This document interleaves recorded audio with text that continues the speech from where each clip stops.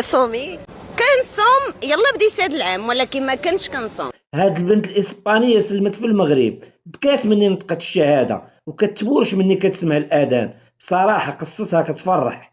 اصلا كنت كريستيانه، كنت كنعبد عيسى. اييه، يعني كنتي تابعه الديانه ديال الاب ديالك، ودابا لا دابا مسلمانه الحمد لله. تسلمت.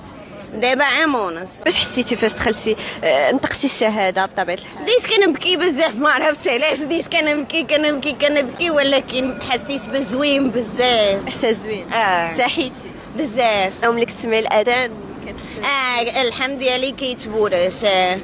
كيعجبني بزاف. اصلا ديت ماما العمره، درت الطهاره لولدي. درت بزاف تقاليد ديال المغرب، ان شاء الله انا نولي مغربيه.